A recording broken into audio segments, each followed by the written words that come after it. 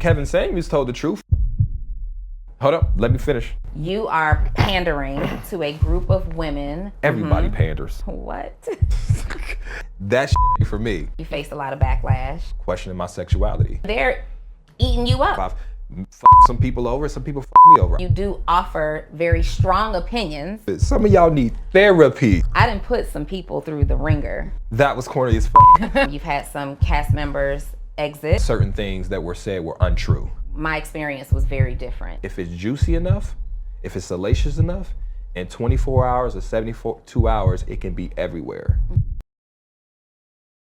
Welcome to another episode of Full Transparency with Donnie Wiggins. I am Donnie Wiggins. I am your favorite business coach. How do I know I'm your favorite business coach? Because that's what y'all be telling me in the comments. That's what y'all say in the comments. So I own it. I'm your favorite business coach. And on Full Transparency, we have outstanding conversations, sometimes just you and me, about business. And then sometimes I bring some of my entrepreneur friends and people that I'm just getting to know on the platform to talk about them and get all in their business and business. And we're about to do it today with a really great friend of mine that I'm having here for the second time in under a year, because we got a lot to talk about. You got some new stuff happening, and I cannot wait to have you guys introduce you guys again to Ace Metaphor. What up? What up, Ace?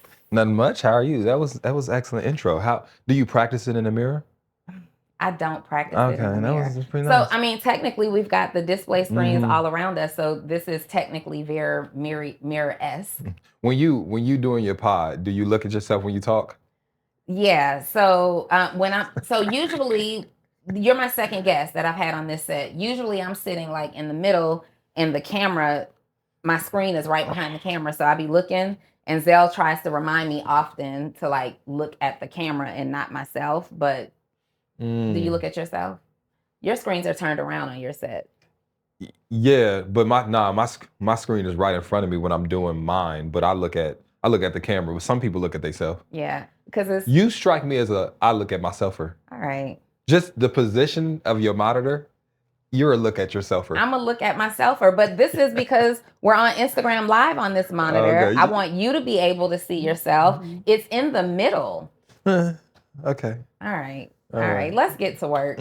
So you've built a really powerful brand through tonight's conversation. And we're about to talk about a whole lot of stuff. But what I want to start with was, because there's so many people who are in the space, everybody wants a podcast. They want a talk show. They want to start in media and do all the things. With tonight's conversation, go back to the old days. What was the original vision for tonight's conversation? The original vision wasn't tonight's conversation. So if we go back to the old days, I had started doing poetry. So Ace Metaphor comes from poetry. And then I had started to openly vlog on Facebook in about 2015. And that was a time where algorithm free time, you know what I'm saying? You used to post something, people used to watch it. They saw it. And so like when you had millions of followers on Facebook, that used to mean something, right? And so I used to do that. And so we got together, myself, Jay Martinez, Trip Fontaine. This is probably 2017. And I was talking to him, I'm like, yo, we should do a tour. You know what I'm saying? What we gonna talk about? I don't fucking know. Y'all were all poets though, right? We were all poets, but because my platform had blew up on just motivational speaking, me talking about finding my future wife at the time. So I used to do that. So the first tour was called the Future Wife Tour. Now certain things I look back on and I'd be like, that was corny as fuck. But because first of all, I was like 27 when the tour called. Were women showing up, like auditioning themselves to be your future wife? It was the premise of it, because I would always do videos like, you know how Dimitri would be like, you know, I'm looking for Mrs. Wiley, that type of thing. Yeah. So it was always like, it was the Dear Future Wife, and then it was like an open poem, you know what I'm saying? Because I started as a poet. So the original vision was just to do shows and just to have people show up. That first season of touring, we didn't have cameras. I mean, we would have like 125 people coming. Jay would do a segment on poetry, Trip Fontaine would do poetry, and then I would do question and answers with the audience. So that's how I got sharp with being able to answer question and answers, because that's the whole show. At some point I thought about, and you're gonna have to stop me, I get talkative. At some point I thought about writing down a speech so that I could give the same little lecture at every stop. But then I figured out real early that shit ain't for me.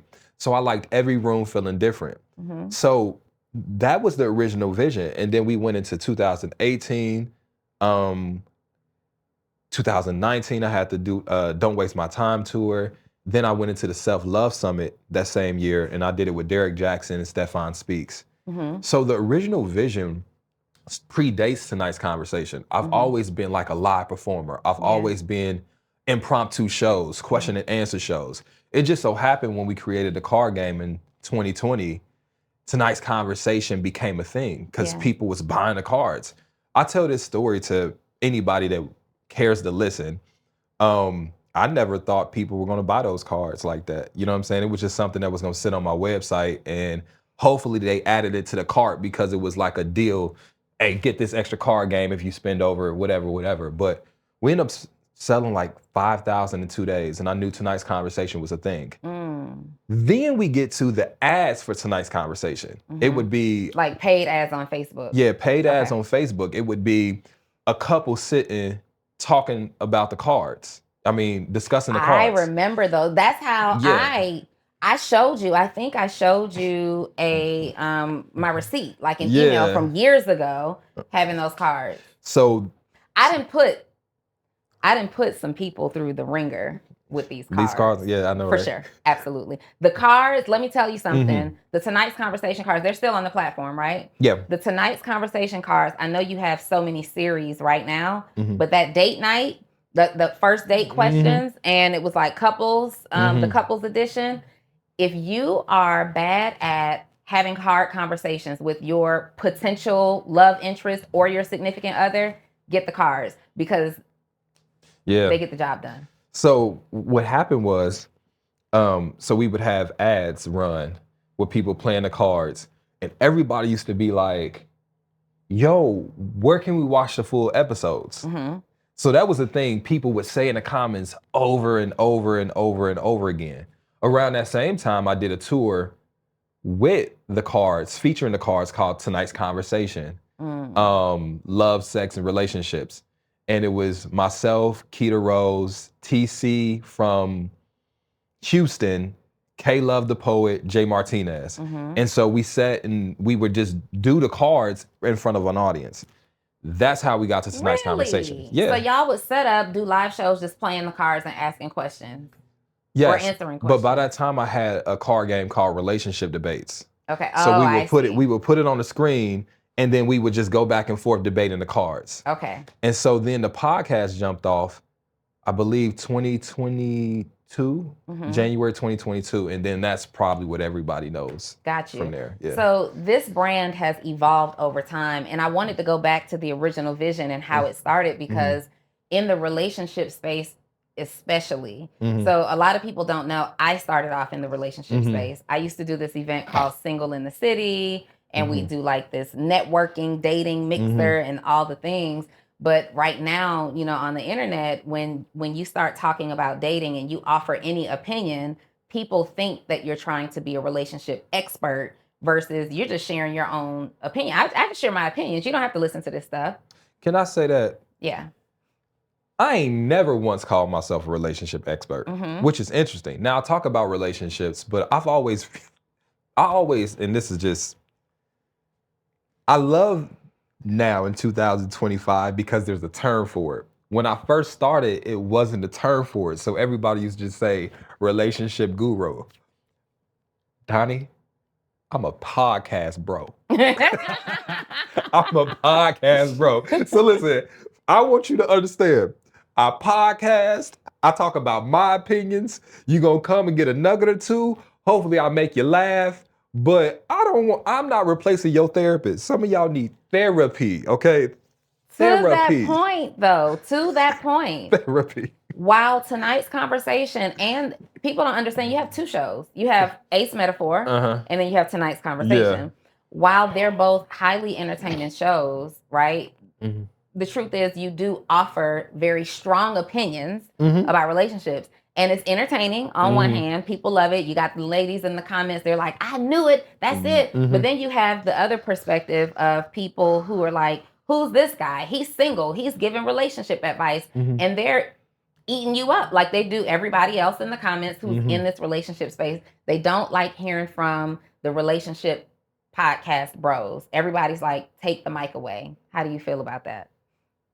I feel good about it because they could have just ignored the video and that would have been worse. Like anytime somebody comment in a negative way, or they say this or they say that, or they put this on or put that on, it is still you engaging, and that's the overall point. Like, you got to think, I'm in a unique perspective where, okay, I am a talent, but I'm also a producer. You feel what I'm saying? So uniquely, I have to say, okay, it's not always about getting positive recognition. It's about making someone feel something. And here's the thing, when you are too safe, nobody feels anything. Nobody comments positively. Nobody comments negatively. Nobody notices that video. It just doesn't stand out. You don't say anything impactful. You don't catch nobody's attention. And so when you are unique in a sense, so much so that your personality is polarizing, you're going to have positive and negative feelings. For example, and then it's people are listening through their ears. I got a video right now going viral with Cam, and I start by saying this specific word. I said, a lot of heterosexual men don't like women for real. They like them sexually, but they don't like the essence of what a woman is outside of what they can do for them sexually. Now, here's the thing. I said a lot. Not all. Not all, not most. Not every. Not every. But what happens is you have people that listen with certain ears. Yeah. They're going to perceive it a certain type of way, and they're going to debate and say most. They're going to say this. And I used to, back in the day, go back in the comments section and be trying to correct people, but I don't no more. You know why? Because I love our comment section being a place where people can debate. They can have their own free thought there. And I don't never want to police that on any platform I'm on. So typically I keep negative comments up if they're there. And then I do appreciate that, because this is gonna sound unique. Ever since the tonight's conversation portion took off, I feel like people view us as characters on a show. Congratulations, entrepreneur. You made the decision that this will be your biggest and best year ever in business. And I am so excited for you. It's just that you're missing something. The accountability and the mentorship that you said you need, the accountability and the mentorship that you said you were going to get this year. I know you're missing it because I'm not mentoring you inside of my community, Actionable CEO. I see everybody else. I'm looking through the names as I speak right now, and I'm seeing all the names, but I don't see yours. See, Actionable CEOs have something in common. They have three things in common. In fact, they are disciplined. They are action takers. They invest in themselves. But my favorite one is that they are action takers. Oh, wait, no, my favorite one could be that they're disciplined. It could also very much be that they invest in themselves. See, you can't do one without the other if you want major results. So I'm inviting you to check out my community, my mentorship community for entrepreneurs who are interested in personal development, professional development, and financial development. And you want to have a whole lot of fun connecting with other people in the community to network with. If I'm your girl, if I'm your person, if I'm your vibe, check out actionableceo.com right now to see if my mentorship community is the right one for you. In fact, I know it is. So just go there and hit register, join now, whatever. I'll see you on the inside. Bye. I see that. So the hate isn't real hate. It just, I don't like Ace, but that's not them saying they don't like Tony. Yeah. You get what I'm saying? And I have to give people that space, because here's the thing. Some of my biggest critics, I've met them in person. And they, I love what you do, blah, blah, blah. It's just their internet persona is being red pill or this, that, and the other. So I don't really have a problem with it. It brings me to an interesting point, though, because you are, in this case, you're a creator of tonight's conversation, but you're also a cast member or talent on the show, meaning you contribute to it, right? But the brand has, I imagine, grown further than you ever imagined it would grow. Yeah. Yeah. So how do you handle being a creator, talent, but really managing a brand that's grown bigger than you? How do I handle it? Yeah, like how do you manage that? So here's the thing. Here, let me reframe it. I got you. You got me? Yeah. The talent working part is nothing new. I've always done that. So when we go back to 2017, we go back to, I'm now driving a transit van. It's my turn to drive from Tampa to Miami. So I'm now driving a transit van. Then I'm now setting up speakers and uncoiling XLRs and plugging it here. And I'm also scanning tickets, and I'm also helping people sit. And I'm also putting up our little banner. And then we're also performing. And then I'm breaking down and we're doing it the same. I've always done it. Like, I've always worked the same day and performed. Like, I always say this to people. The performing aspect, I'm gonna catch some flack for saying this. Okay. Is the easiest portion.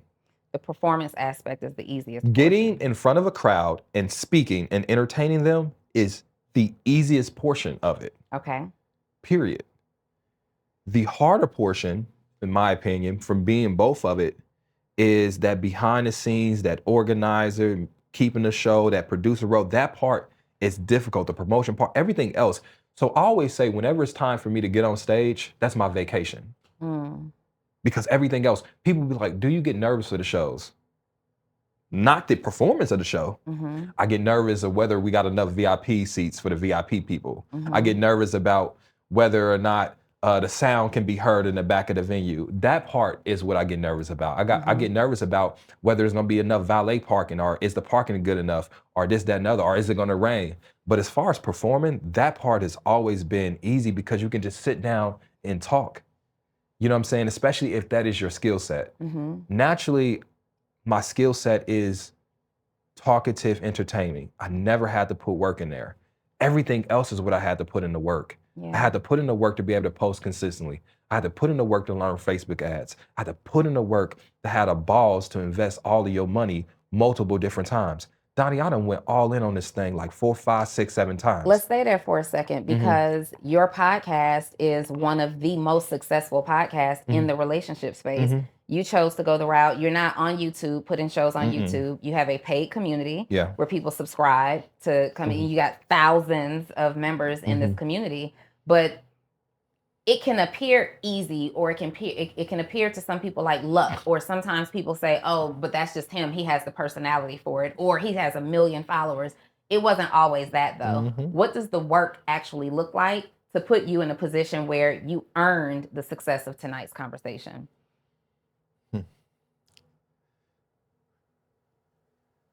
Yeah, I remember. So you have multiple different sides, right? All of it goes hand in hand, though. Okay. Right. The work is getting off of work. I lived in Dayton, Ohio, so we talking about it would be freezing sometimes. Okay. Getting off of work in the winter. And my goal was, I don't go home until I make a video. Like, from that walk home from my job to in my house. And it's a 5-minute walk. And people, if you OG Ace Metaphor fans, you remember me doing these videos in my scrubs, right? And it was times I would. You were a nurse? Yeah. Okay. It would be times I'd be out there in an hour. I couldn't feel my fingers because I couldn't get the video right. But it's a metaphor for, that's what you have to do when you are the leader or the entrepreneur in that space. Sometimes you don't get to take a break until it's done. You don't get to clock out until it's done. And the more and more you have that outlook, right? Because when you're doing your own tours, let me tell you this. To specifically answer your question, people know. People know, they act like they don't know. Like, I don't want to shoot people bail. People know it's not easy. You know how I know they know it's not easy? Because they'll put hours into their content, they'll post it, and it'll get 15 views, and they'll know the disappointment of feeling that, right? Yeah. They'll know how difficult it must be for somebody to post something and they get 1,000 likes because they do it and they only get 10. They know it. Yeah. What happens is people want to discredit. They want to say, you know what, because it hasn't worked for me, I want to tear this person down. There's no way somebody can look at something somebody has built, whether you agree with them or not, and say, that shit was easy. There is very few people, unless you just had a silver spoon growing up, there's very few people that are self-made that it came easy to. So like, I can get into this, my struggle story, but they know. Yeah. My biggest thing now is not paying attention to the people that want to discredit, want to say it's only because of this, that, and the other, when you know it's not. Okay. First of all, let me look at this camera. People will sit up there and say, well, of course you can make money. You made $1 million pandering off of people. I would say if that was a way to make $1 million and you didn't do it, that means you're unintelligent.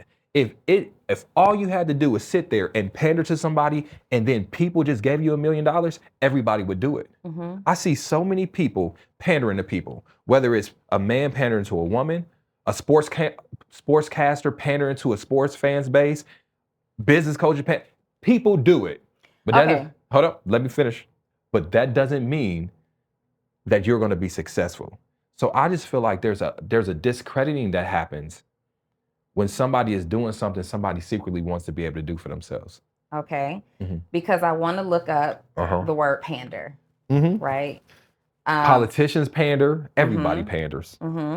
So it says pandering to someone means to do or provide exactly what a person or group wants. So basically, in this case, you are pandering to a group of women who want to hear a male's perspective, or at least your perspective about relationships. Would that be accurate? Because pandering is a strong word and it's thrown around a lot. Yes, it would be accurate to say that there is some interpretation that anybody speaking to a specific group in service can be interpreted as pandering.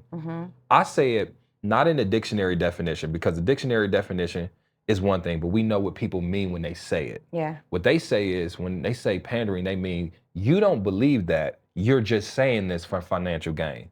That's what they really mean on the internet when they're saying it. But what I'm saying is, whether or not that was true or not, if you think that the only reason I'm successful is because I pander, why don't you do it and you become successful? You want to make it seem like because you have higher integrity than me, that's the reason you're not successful. Well, do you have low integrity? No, this is the mindset that some of these people will have. It's like, you know what? It's like, you know what? The only reason I'm not is because I have integrity and I would tell the truth, and because I tell the truth. But then it's like, okay, well, Kevin Samuels told the truth and he was big and he blew up. So why don't you? Yeah. I mean, and it's not even just in that space. I get it as well, like as a business coach, right? Yeah. Well, the only reason she's successful is because she has a course, or the only reason she's successful is because she coaches people. She doesn't even have a business, as if what I do doesn't have to operate in the realm of a business, but also my results and the testimonies of the people that I've helped make hundreds of thousands and millions of dollars, like it means nothing. Sometimes there will be that audience of people. So I feel you that instead of getting up and trying to do something great for themselves, they'll have to find the negative, the gotcha moment in what you have going on. But it's what I signed up for. It's what people who got what they wanted signed up for. There's always some fine print. And this is not me chastising or trying to come down on anybody. It's just me also saying this is part of the process. There are more people that will understand an employee mindset than an entrepreneur mindset, period. And we signed up for the court of public opinion. And also, like, I used to have that mindset. Like, before I was on the other side of things, I used to have that mind. I would look at other people and I'd be like, man, especially even in the poetry community, man, he ain't even that sweet. But yet, he's selling out shows. Like, how the fuck? He ain't even that. And then you understand, like, that there are things that person is doing that you don't see. If you can't see why they successful, and in your heart you be like, I don't even see why she's successful. It's because it's stuff she's doing that you don't see, right? So that's the premise of that. On the other side of it, though, not only do you face scrutiny from the onlookers who are watching, right? Who usually are actually fans. They can't wait for the video to come out. We can't ignore the fact that recently there was a very public moment where you faced a lot of backlash. You've had some cast members exit the exit. I don't like that term. What would the term be? Go ahead. I'll let you finish. Okay. So what I was going to say is that you face some backlash around cast members exiting, questions about your leadership. And it was a tough season. I know, because I'm your friend in real life. I know that it was a tough season, but tell us, what did that season really look like for you behind the scenes? It was difficult, for real. It was difficult. It was difficult on a sense of, on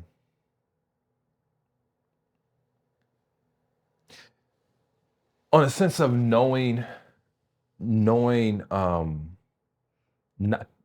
knowing how things were going to turn out, not knowing whether or not I can continue to work, I can continue to provide for the people around me, that a lot of things that I've invested in and worked for could be jeopardized.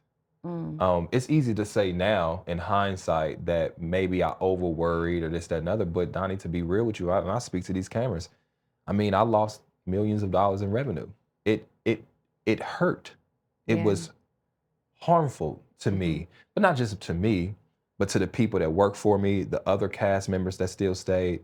So it was very difficult. And what you try to do is just try to keep the ship afloat. The best thing about the internet is you can do one dope thing, and in 24 hours, everybody can know about that dope thing you did. Yeah. The unfortunate part about the internet is somebody can say something that, I'm not talking about a specific situation, but may or may not be true. But if it's juicy enough, if it's salacious enough, in 24 hours or 72 hours, it can be everywhere. And then we go back to, people don't see you as a real person no more. They see you as a character. So now when your life is a viral podcast moment for 3-4 weeks, and it's think pieces on information that people don't even care to double check and or verify, then now it becomes something that's difficult. So it's like, the only thing I can say is, like, there were dark moments for me. I'm not gonna sit up here and act like I'm like stupid, like I was unfazed. I was. Yeah. I'm still dealing with some of the consequences of the defaming. I'm gonna just say that. But throughout the season, I've learned, like, stay true to your core values, stay true to the work. And then I was so happy that people supported me. Like, although I didn't have to get on the internet and say, man, it was only this. When the majority of the cast members came back in April and we were able to shoot another season, when the majority of the cast members came back and we were going back on tour, and I didn't necessarily need the internet at the moment to have my back. I needed the people that were there in the rooms, that was there on the tours, that was there when we was recording, that know what was going on. I needed them to show me support. I didn't need them to post about it. I needed them to say, you know what, we still rocking with you. That's why I appreciate each and every one of the people that came, because it's like, I know y'all know what happened. I know everybody know the truth, you know, that we're in the rooms on the tour, but man, it was so toxic. Well, let me say this. Let me just say this. It was so toxic at the time that I could have understood a person coming to me and saying, bro, I know this, that, and other, but right now I got to step away because this is toxic. I could have understood that. And nobody decided to do that. So that was one thing that kept me going in this situation. I live by a principle that I live by, and usually it's right. You know, obviously everything's not perfect, and maybe these cast members that you're referencing who stayed and had your back feel the same way. I believe a lot of people had an opportunity or made a decision to stay based on their experience. I agree. Yeah. And sometimes it's not necessarily that people are picking sides or doing it. it's like my experience was very different, right? It's no secret that I was on the cast of tonight's conversation. I've appeared on some shows. I'm in upcoming shows, and I was asked many questions like, are you going to do that show again? And blah, blah, blah, blah, blah. And you and I have built an actual platonic friendship over the last several months. Emphasis on platonic because that goes crazy. We've built a platonic friendship over the last several months. And when I was asked my thoughts, and even, transparently, like with some new cast members that you invited to come to the new seasons, like, hey, what do you think? I'm like, hey, I can't give you any more than what my experience was. And this was my experience. In my experience, granted, I was only there for a short period of time and we're growing the relationship, extremely professional. Your assistant, Natasha, is incredibly intimidating to me because she wants what she wants, what she wants, what she wants right now. All right. I remember Natasha actually reaching out to me to remind me to submit for my payment, right? So you perform and then we got to submit you an invoice and you pay it. And the first couple of times she had to literally, she's texting me like, Donnie, send the invoice so we can pay, send the invoice so we can pay. And when I sent the invoice, I had my payment literally maybe the same day, no later than the next day. And that was the side of the experience that I shared. And even the cast members that I got to work with, some of which are no longer there, everybody was great, to me at that time. It was, and that's really all I can take from it. You use the word defamed. Do you really in your heart believe that you were defamed? And there's a two-part question here. Do you believe that you were defamed? And do you believe now in hindsight that there's elements that you needed to take accountability for?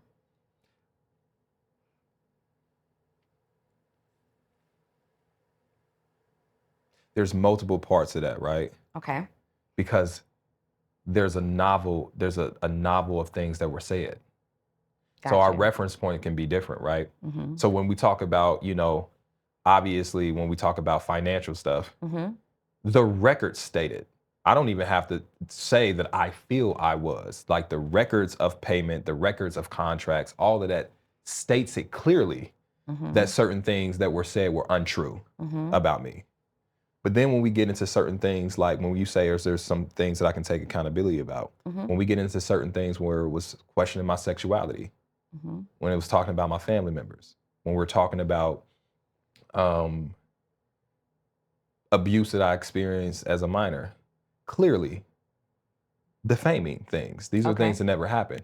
Now, when we get into some of the things that I can take accountability for, when you talk about leadership or when you talk about the workplace environment, these are separate conversations, obviously. And these are separate conversations that we are having. We're tightening up things on a contract. We've always had people in place. Like, for example, whenever there was conflict within tonight's conversation, me and another person would go talk to. I would never have conversations by myself with people. Is it because they're women or? For situations, you have to have another person there so that somebody can't say something that was said that wasn't said, et cetera, et cetera. So whenever there was conflict, whenever there was a time that something that happened on stage that didn't happen correctly or this, that, and another, I would always we have an artist, a liaison person, and me and that person would handle it if I needed to be involved at all. And most times, 9 times out of 10, I didn't need to be involved. We would have Zoom calls where there was another party involved, just so that you can but then now you say to yourself, yes, obviously you don't want to go through anything like this and not extract lessons, for sure. That's the point of any season that you stumble. You got to realize, okay, why did I stumble and how can I keep myself from stumbling? But I think there has to be a clear distinction, because what I don't want to do is offer like a blanket statement and say, yeah, I could have took accountability for. When we're the things that I'm talking about with defaming, I'm talking about the things that were clearly, objectively false and malicious in intent. That stuff has to live over here. If we can put those stuff over here, then yeah, we can have a conversation about, is there different things that I could have done from a leadership aspect? Absolutely, but it's not just with them. It's just growing as a business. We started in 2022. We went from 300 people in the room to 9,000 in New York. Wow. We went from me bringing my own speakers to now me having a sound department. Yeah. And we went from renting out a passenger van, taking out the back rows to be able to travel, to having trucks and insurance, and then this, and then tickets, and then traveling staff, and then this, and then that. So the company grew so rapidly. And that's the thing that a lot of entrepreneurs can experience. Is like, you're growing so rapidly that you don't need, you get in put out fire mode, right? There's multiple fire. So I do agree that there are some things and lessons I need to take from this experience, even if that means vetting better or letting go faster. But again, to be clear, there were certain things that were said that was clearly out, across the line. And those are the things that I outwardly have a problem with. Okay. Yeah. So you mentioned earlier that there was a season, and I'm assuming you were referencing this moment, that during this time of this fallout, you weren't sure if you were going to be able to revive tonight's conversation. Is revive the right word to use? Do you ever feel like, did you ever have a moment where you felt like the conflict that you were experiencing, and not just with your cast members, but the perception of the public, from all of this? Yeah, it was Was it more that than anything for you? The perception of the public? Well, it was multiple things, right? Like, to not try to get too deeply in it, there were multiple things. There were multiple things. But yes, it was more so like I had never experienced that type of attempted cancellation thing. I've never experienced that. Like, I've had moments, but nothing to a level where it was personal attacks. Yeah. Like, it's one thing I say something wrong on the internet. I've done that thousands of times. But when we get into the personal attacks, the personal, he's this, and he's this, and he's this, and he's this, and he does this, and he does. And then again, it's the internet. People ain't vetting. Yeah. You know what I'm saying? And then I struggled because I wanted to defend myself. I wanted to come out, but I had to struggle on trying to keep quiet because every time I did say something, it didn't land. So that's how poisonous the environment was for me. And you gotta think, this has been my baby. Like, this business it's been my baby. It's been something that I've put 12 to 14 hours a day in every single day. I don't take off days for the better part of 10 years. Yeah. And I'm gonna speak to this. This is not about a specific person, but this is how careful people have to be with their businesses, because your connection to it is your connection to it uniquely. You can hire people, you can bring people in, you can have people to support, but your connection to something will probably always be deeper. That's why your expectations be so high. That's why you're more driven than the people that's necessarily there for, maybe a paycheck or maybe some exposure or whatever the case may be. But when this was happening, I took it hardest because it was like, what am I outside of this? What do you mean? Like, because I've sacrificed so much for this business, family. I don't have children. I'm not married yet. I'm hyper focused on it. If I lost this in this moment, what else do I have? Like, and then the money is not the motivating factor. Like, I mean, I'm cool money-wise, but it don't make me no difference. Yeah. Like, that's not why I do it. You know what I'm saying? So I could be like, well, shit, at least I still got, that never came in my mind. It was never like, well, I'm still, I'm still about, like, no, it was, yo, what am I do if I ain't on stage? What I'm gonna do if I'm not creating? And that was the hardest part. I never worried about necessarily the things that I felt were outward lies sticking long, right? Because there are proper channels to handle that. And I knew and I was confident that at some point, the truth about those things in the proper way will come out, or people will stop caring. Either way, you know what I'm saying? But being off the road in the spring was tough. Canceling and moving shows was tough. Donnie, I ain't never canceled no shows. You canceled shows. Yeah. You had shows scheduled. That I moved to the fall. I ain't never did in 7 years. And then I'm sitting there like, I don't even start shows late. You do not. I don't even start shows late. Hey, people out there, hey, we going on without you. Like, I don't, you know, it's so, and it was just that integrity to the fans. Even the people that, you know, happen to email people and say, hey, your ticket's been moved to the fall. Like, I didn't want to do that. Yeah. So it was just tough, man. It was tough, but I will say this. I don't want to sit here and have like no pity party though. Because again, you sign up for this and you plan for this. Right. You know what I'm saying? You don't sign up for certain stuff, but you know that in a journey there's ups and downs. And this was a down for me. But it was a down for me more internally, emotionally, conflicting. Like, you know what I'm saying? So yeah. I thought long and hard. So I wanted you to come in and have a conversation and not necessarily about the happenings of what happened, but this podcast is for entrepreneurs. The people who are watching this, they're entrepreneurs who are starting with that vision that you had more than 10 years ago for your platform, right?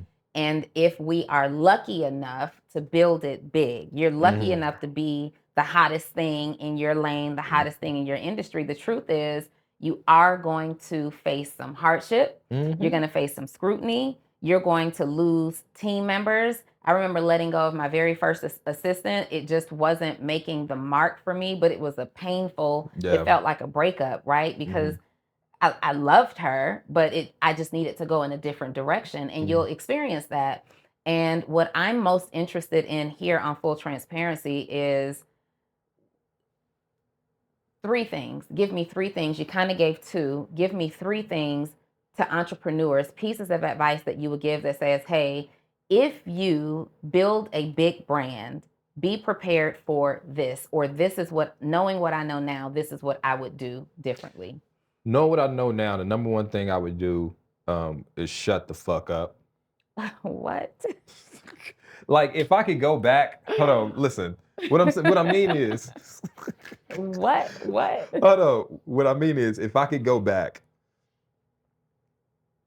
when my little trial started, and I can go back to myself and whisper to myself on January 15th what to do, I would have told myself, don't say nothing. Trust your team. Period. Oftentimes, I think one of the mistakes that we make as entrepreneurs is because we got it on the line. This is my business. This is my livelihood. And we know that we might have a different care for this than everybody else that we trust on our team. Yeah. Now we making final calls, right? When we really should have listened to our team. We should have let our team handle things. We should have let processes worked out the best way. But because we interject and we don't trust our team, a lot of times we're not taking the best advice. There were so many people in my corner that said, don't say shit. And I'm thinking I'm knowing better than them. And the times I said something here or said something there or did this particular interview, it didn't help. So I would say, trust your team and trust yourself to put people around you that you can trust in moments where you may be compromised. Because there are going to be things that compromise you, whether it's family, whether it's good stuff, whether it's, you know, whatever, whether you're taking a vacation and you got to be gone for 2 weeks, you're going to have to be able to trust people to be able to pick up the ball or get you through a moment. Or in conflict, you're going to have to trust the people that you have around you to help manage that. But when you try to sidestep that, sometimes you make not so great decisions. So that would be the first thing. The second thing is save your money. Like, facts. Hey, let me tell you something, like, facts. Save your money because this is so frustrating. Like, for example, every blanket statement, not specifically, but let's just say every time in my entrepreneur life, I've only paid myself enough to live, period. whether I was making $1,000 for a show, X, Y, and Z, I've always just paid myself in. I've always considered that the company's money, right? And it's amazing. I've always considered that even when you're planning budgets, when you're thinking about this, that, and other, it's like, yo, this amount of money, no matter what, from whatever event, got to go back to here. Yeah. Because it's not a matter of if, it's when. When is trials and tribulations. You couldn't have told me that this was a trial I was going to face. You couldn't have told me. You couldn't have told me. So when you save your money, you know what I'm saying? Now it gives you that cushion to be able to weather the storm, right? Absolutely. Because you have the umbrella, you got the rain boots, and you got the coat. So save your money. That would be the biggest. That'd be number one thing. That's the biggest thing. And then I would also say, give yourself space to make mistakes. Like coming out the storm, I now look back in hindsight and be like, bruh, if I would have did this, I should have pivoted this. But then you got to give yourself the space and the grace and be like, you know what, I'm human. And a lot of times as entrepreneurs, we think we're superhuman, and we are somewhat, right? Because we do things most people can't do. But at the end of the day, we're still human. We still miss things. We still make mistakes. We still make oversights. And so now you can't just beat yourself up about it. You just got to move forward, get to the next. Speaking of moving forward, that's the season you're in right now. So we're rebuilding the Tonight's Conversation brand, right? And to that point, so many brands have had their moment in the hot seat, so to speak. I even had my own moment in the hot seat before, and in that moment, for entrepreneurs, if you have it, like the biggest piece of advice that I can give you is to move through it, navigate through it, figure out a way to get around it, because that season, if you're a good person, and when I went through what I was going through, I know I'm solid that I'm a really good person and I'm doing good business. I know that you will make it through that season. You just gotta maybe pause, which you took a pause, but you have to continue to pick the pieces up and start moving and rebuild like almost immediately. You can't really sit out too long. You gotta keep up momentum. Can I speak to that though? Yeah. Like I paused from doing those shows. Okay. But this has been the hardest I've worked probably ever. It might have not have been physically, but the mental work, the planning work, the navigating from the behind the scenes side, like, so I guess what I mean is like, even if there isn't an opportunity to continue in the normal way in which you can continue in a season, there's other ways you can shift your focus that once you get back on track, you've laid things, like I've done something like, as you would think it's really small, but it's really, to me, I'm really proud of. I went and labeled all my clips, filed them, had my team go ahead and who's featured in every clip, rank the clip 1 through 5. And you would think that that's a small thing. Oh no, Zell, we know, but that's no small thing. I went back on the app. We redid stuff. We got to do things that, like, it's so many other things that I'm like, okay, even in a season where touring, we had to take a little break from touring. How can I rechannel that energy into getting systems together, working through artist contracts, working through this, that, and other, like working with legal. So there's other things you can be doing during the time. I think oftentimes we think that just because we can't do this one thing at this time or this isn't working right, that we can't shift our energy other places. Right. Because here's the thing, again, whether it's controversy, whether it's just a slow season, whether tariffs is fucking your shit up, you can't order from China right now, there is something else you can be doing now to be building things stronger for when you come back into season. That's good. And lastly, I do want to say this part.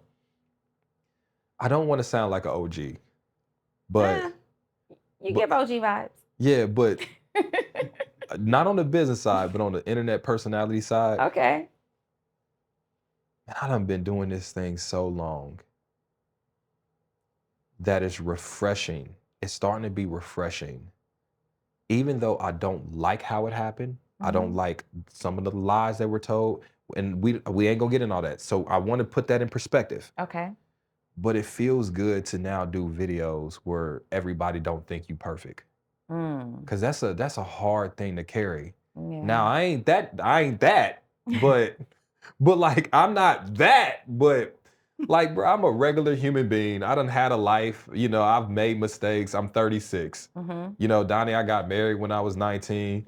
We split when I was 21. Like that didn't work out right. Like I've had a girlfriend here that relationship didn't work out. Like I've slept with a lot of women in my life. I've fucked some people over. Some people fuck me over. I'm a regular human being that has made mistakes in my life. And it's like up until this point, I haven't had to have people view me more than that, right? Like they viewed me as this character online of, oh no, he's just the perfect guy. And that for a person, that's hard to carry. Like now I think I'm a pretty decent guy, right? Like I think I'm a good man in spirit, but the idea that anybody is perfect, the idea that anybody is without a flaw, that's a hard thing to carry. So it's been refreshing now, just like, yo, bruh, all right, don't call me the relationship guru. Just a podcaster. I just want to entertain you. I make sense sometimes. If you like what we do, fine. Yeah. Like I don't want, that whole pressure was a lot. So when I think about some of the things that I was most, that I had to do most meditation on was accepting that within myself and accepting that, although I'm not a normal human being and that I have social responsibility because I'm a social influencer, I do like that people know that I'm normal now, just like them.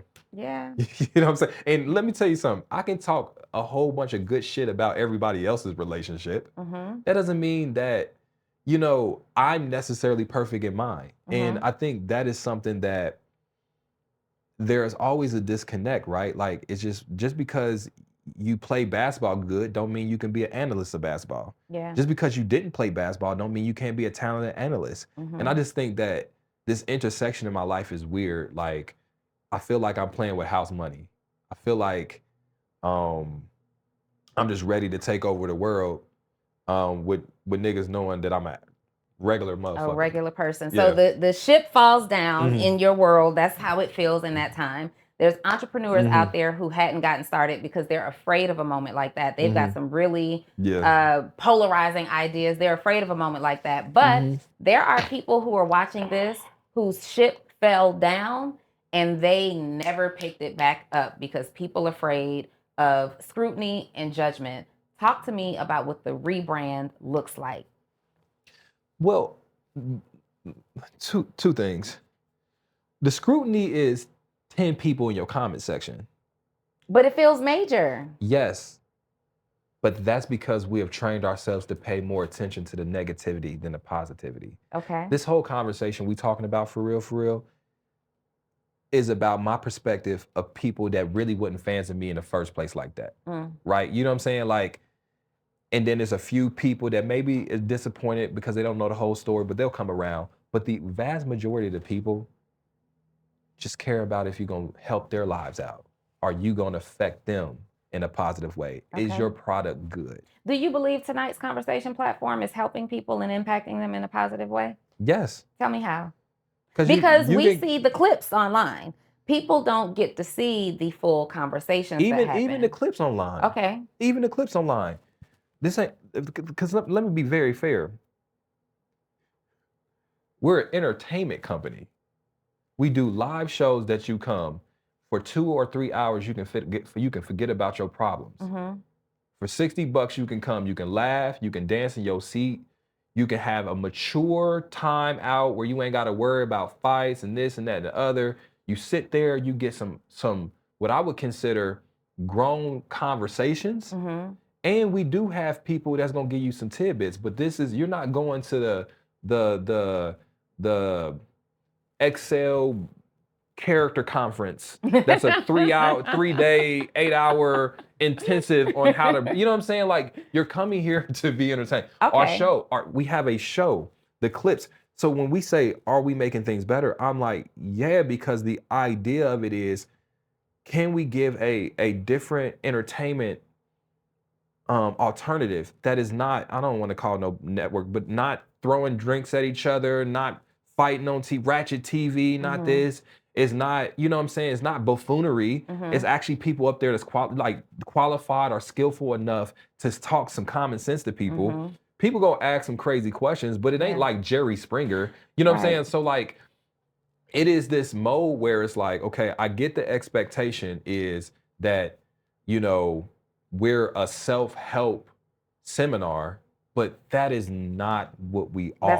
That's not what the tonight's conversation that's not what we are. If you are looking to go to the woo-woo, rah-rah self-help conference, that's not that. It is a mix of entertainment, and people see 30-second, 60-second, maybe 90-second clips, and they don't get the full scope. But on the panel, historically, there's always someone who's gonna there's going to be the funny person who's going to give a funny perspective. There's going to be the deep person who gives the deep perspective. There's going to be an actual therapist who gives a perspective from a therapist's perspective. So I think it's really, I think it's responsible that you do that. And sometimes people don't get to see all of the different perspectives because you're building a business and you put the ones out that's going to draw the most attention. But I would also challenge that a little bit. I think overwhelmingly our clips are positive and responsible in nature.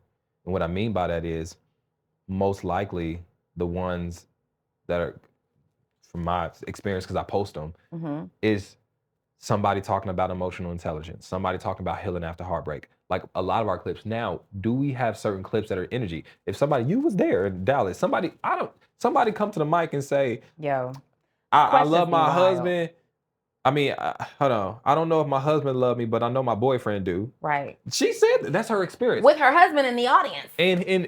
And that is the part of the show where, let me tell you this, I love that shit. And let me tell you why.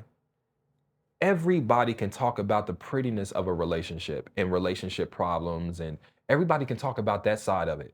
But I love when people are honest enough to come to the mic and talk about some stuff that also really happens.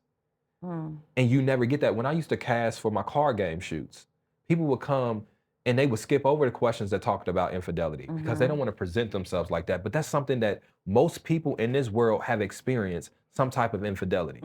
Most people in this world have experienced some type of embarrassment.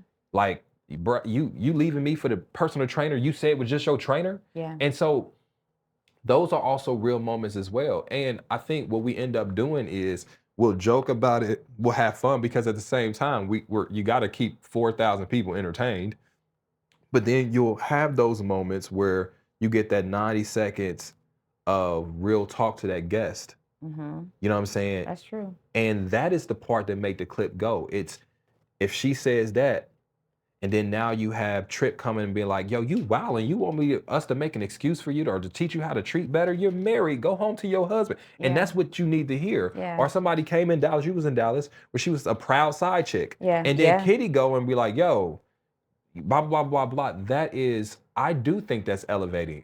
We started, and my bad, I'm talkative. We started more gender war-y back in like 2022. I will say that. And I hate that perspective. That was like, I had my own feelings about tonight's conversation, the podcast, before actually being on cast, right? Because one thing that I always say is that I don't want to be a part of conversations that are about putting a man against a woman. And I had my own interaction when we did a studio shoot where there was a guy there who, what I will say, the topic of the conversations that we were scheduled to speak about were not the things that the conversation evolved into, right? There was a person who continued to push a narrative, and I was really angry about it. I'm like, I don't want to shoot with him anymore. I don't want to have these conversations. I was angry about it because I tried to stay away from the divisive conversations. But what I will say is I'm really glad that the moments happened, because to your point, those clips are still going viral today. I'm still getting notifications about those specific clips every single day, in the airport, in the mall, everywhere, women stop me and say, thank you for Yep. being a voice. Like, we don't know. Like, I get so many women who say things like, I've been talked to like that, and I shrunk because I didn't know how to respond. I wasn't confident in my voice. And thank you for being a voice that stood up to this nasty narrative. And so, to that point, it's really important. Also, I know so many people always say, I get this one too, are the questions real?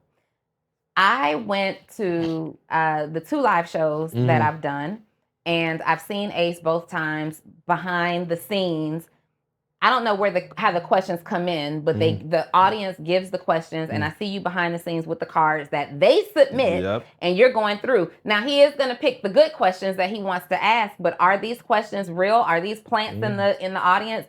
No, y'all. People really be coming in there ready to expose all of their business. And that's why I said, like, for me, even as just the producer of the content, the responsibleness that I've always done, or I've grown to do a lot better job of it, is not presenting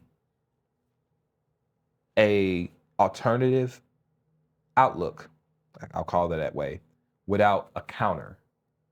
Explain that. For example, let's say your clip. Let's say the male's perspective wasn't as common, right, or universally accepted. I'm not gonna say it's wrong. Maybe wrong to me, but it's not as common. The responsibleness of the brand is putting the other perspective, which was your reverse perspective, in that same video, and not leaving it to where people, I'm gonna just put this salacious opinion out without a counter. You got to go to the episode to watch it, right? Because that's where you lead to people. That, to me, is their irresponsibleness. So even a lot of the times when we have those couch discussions or in studio, you'll see I can put one perspective and then another perspective, right? Because here's the thing, it's gonna be some people that agree with that man's perspective. And there's gonna be somebody that agrees with this, but you present both, and then you give the watcher the opportunity to draw their own conclusions. Yeah. And what I didn't want to do was turn into an echo chamber. And that's why I feel like the success of, that's what I feel contributed to the success of tonight's conversation, is I booked a lot of people that I didn't agree with their opinions. But you like that? I like it because it fosters great dialogue. I can't, like, I get you. You know what I'm saying? Like, I can't bring 6 people that all feel the same way. Yeah. Then I might as well just did it myself. So then and then here's the one thing I know. That guy's opinion that maybe you didn't like, there is probably a lot of men that just agree with his opinion, his outlook. You know what I'm saying?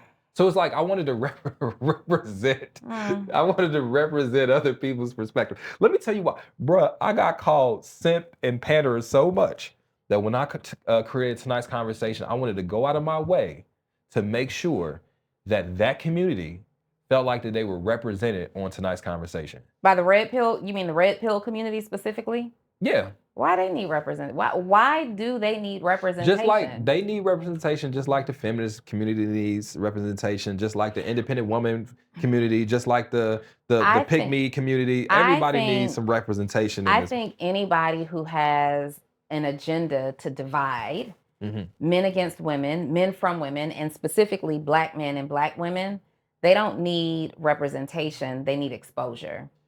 Let me tell you where I disagree a little bit.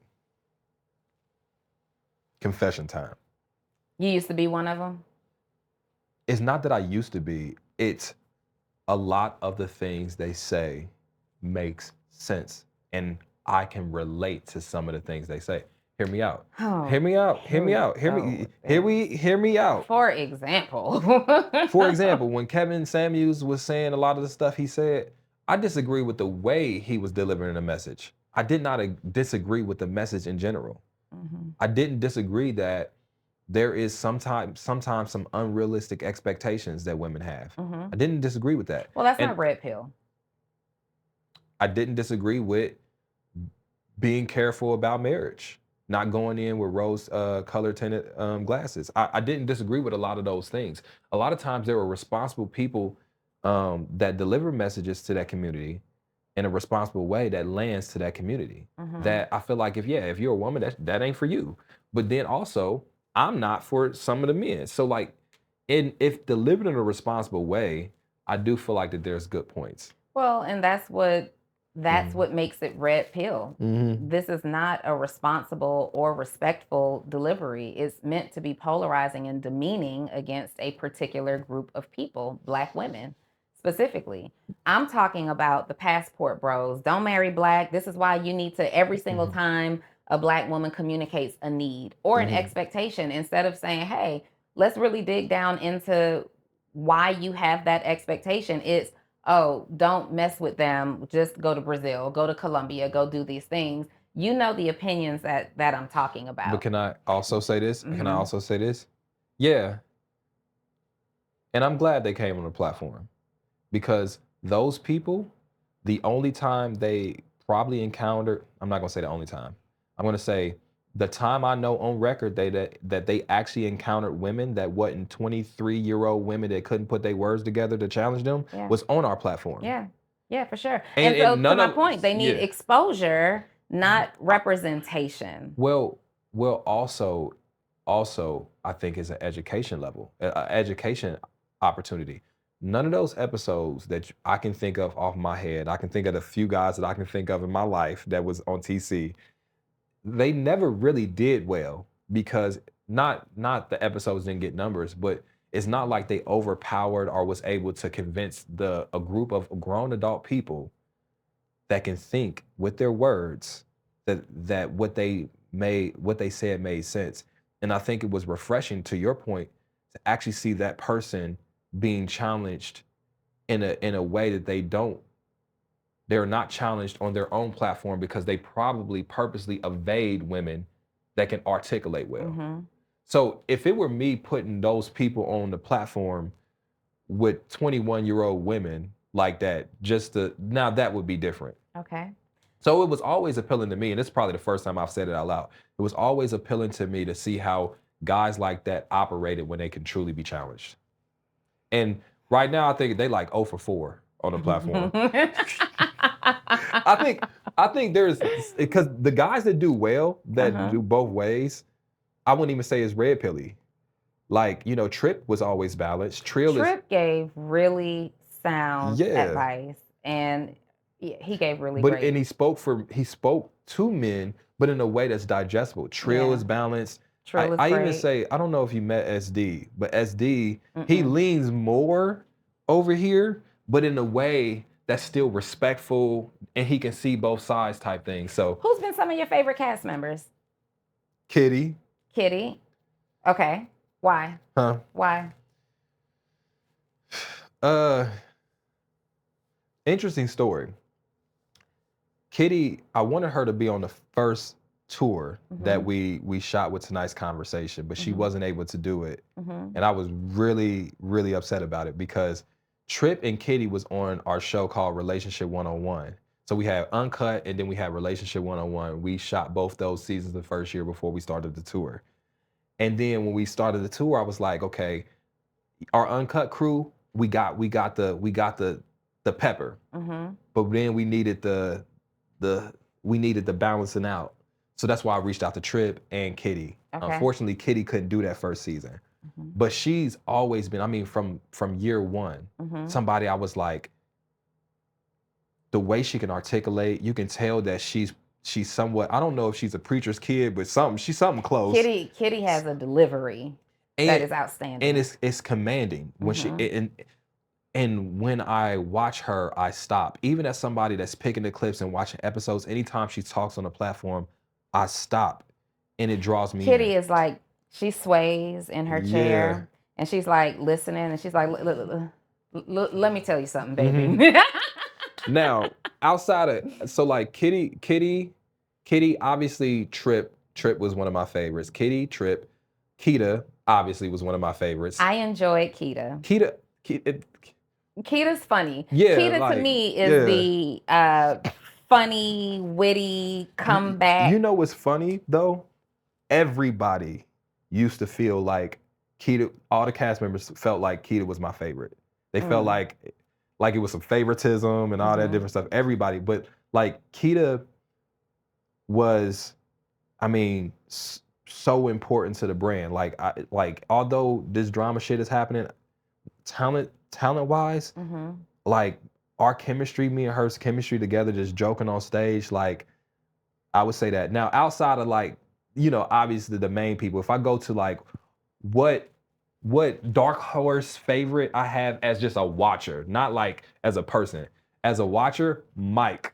Just Mike the Just Poet? Mike the Poet. I like just, he's so, I had a chance to meet him for the first time at the Atlanta situation, and he is so laid back. He's like a silent assassin with his work. He's just gonna sit back, and when he speaks, it's important. He's like, his delivery, his storytelling, like you have so many people that are willing to talk about and like just give straight advice. It's rare that you have people like okay, I'm gonna use my situations as case studies. So he's that person, and he's that like that grounded, real talk voice that's not, I'm not trying to even give you advice. You know what I'm saying?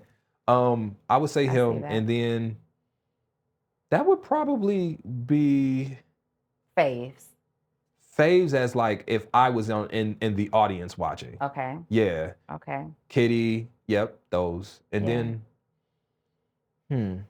yeah, that would, off the top of my head, yep. So it would be fair to say that even in spite of all the drama, you value and appreciate the contributions of the people who are no longer moving forward. I would even go further to say this.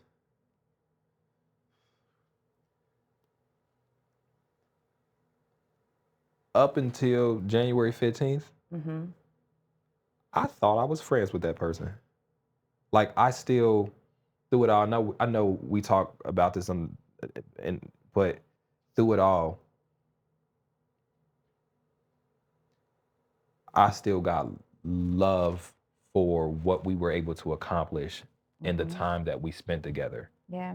Although things went a little sideways in this season, it doesn't diminish how I felt about those people in the moments in which we were experiencing. You know what I'm saying? You got to think, you're on a road with people for 2 years straight.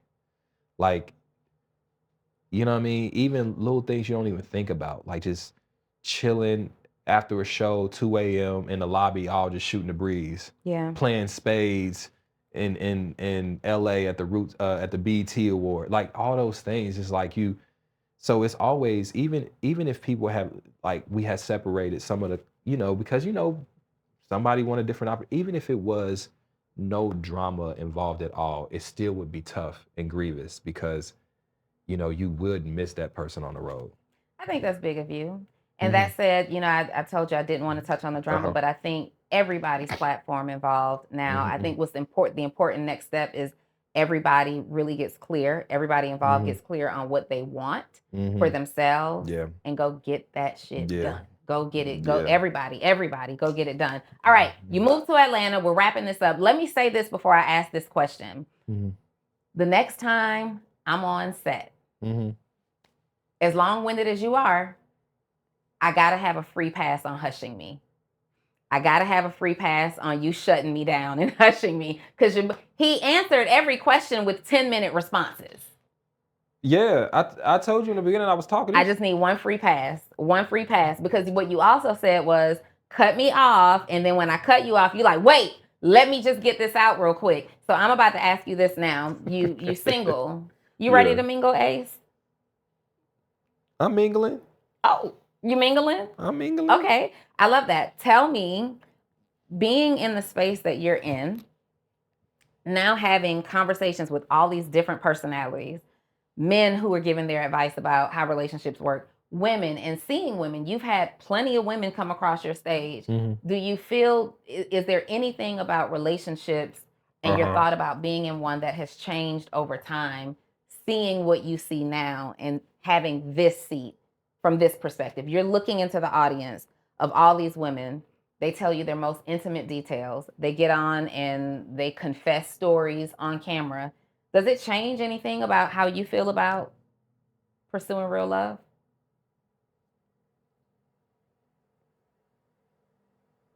No.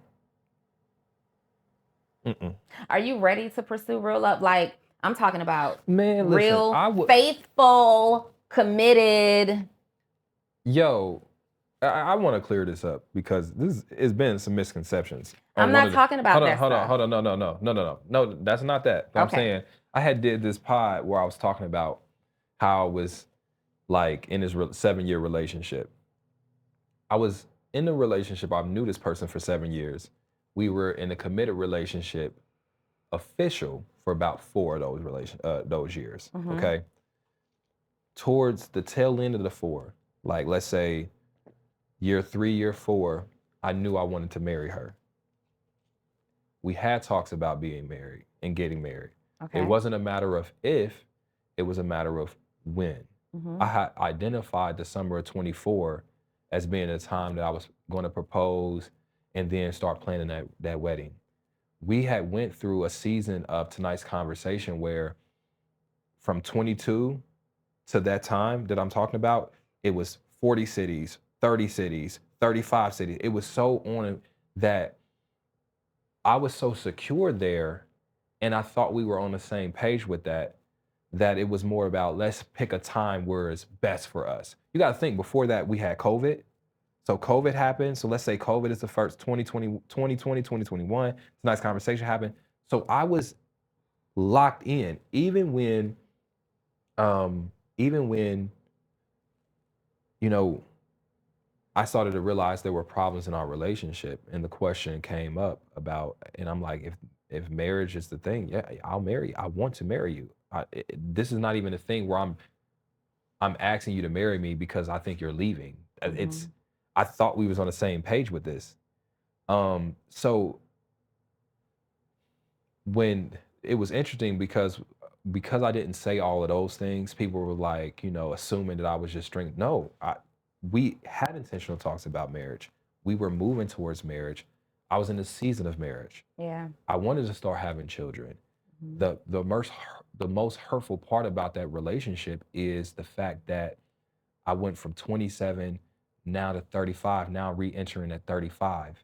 Re-entering the dating market at 35. Yeah, and I'm about to be 36. And it's like, I wanted to have children by now.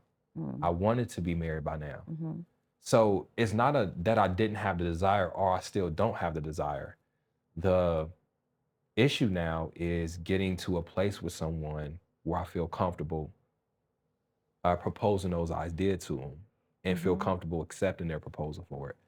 And I realize hopefully it doesn't take as long as it did with my previous relationship, because I'm not in building mode per se, and she's not in building mode.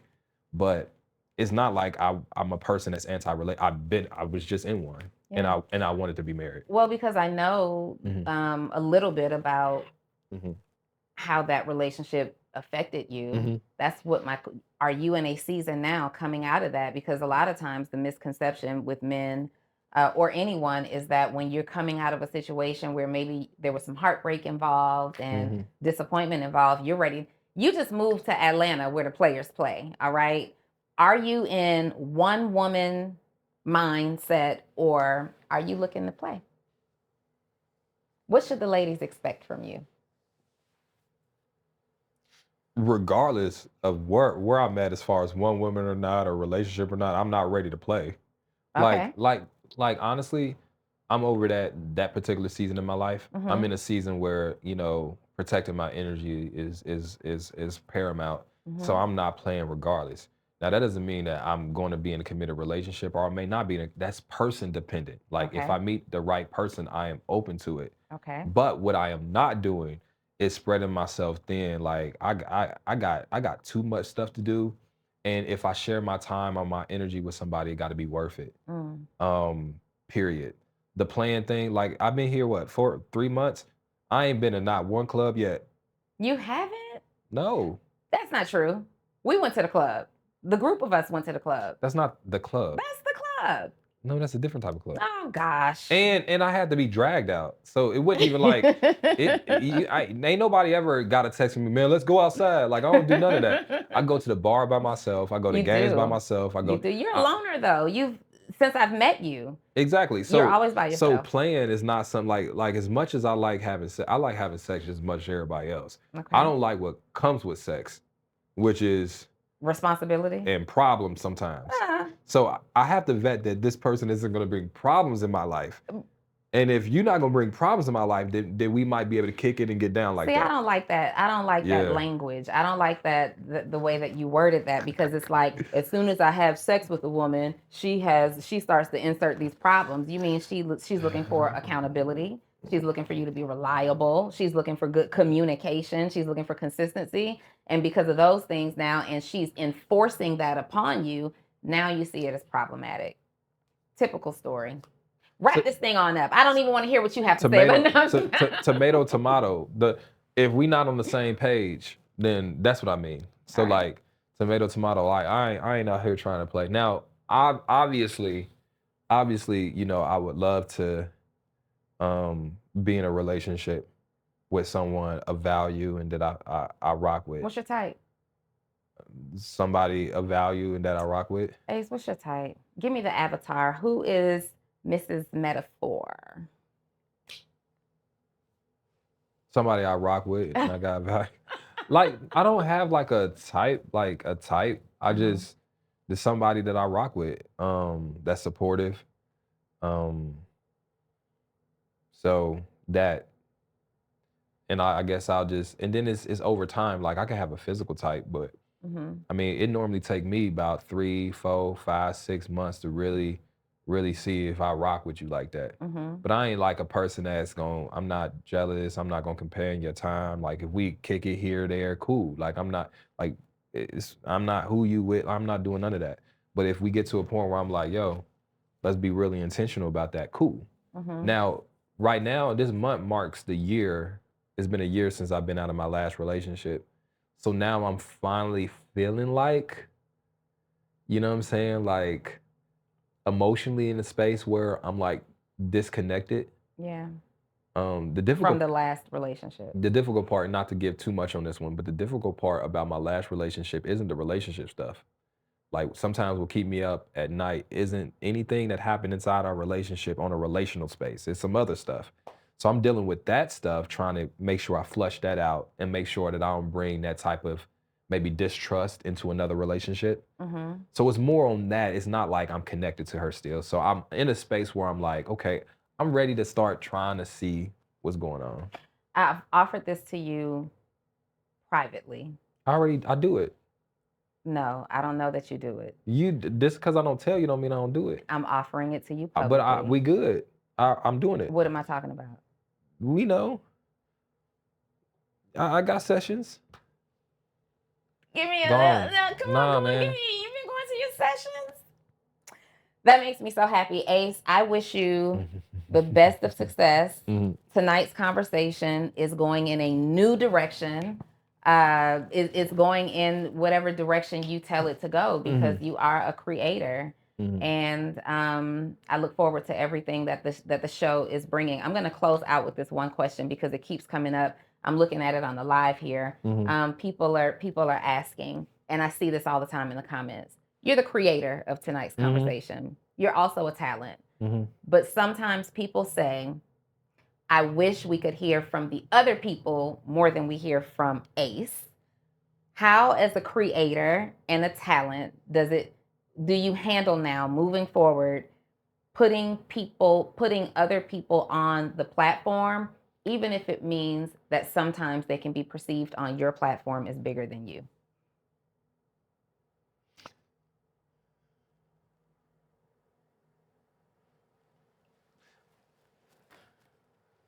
Okay. It's 2 parts then. Okay. First part is if people feel like I talk too much on the platform. Say it with your chest. You saying that now because you ain't seen it without me on stage, okay? What I mean like that is like, how do I put it? There are a lot of times I can't force people to talk on stage.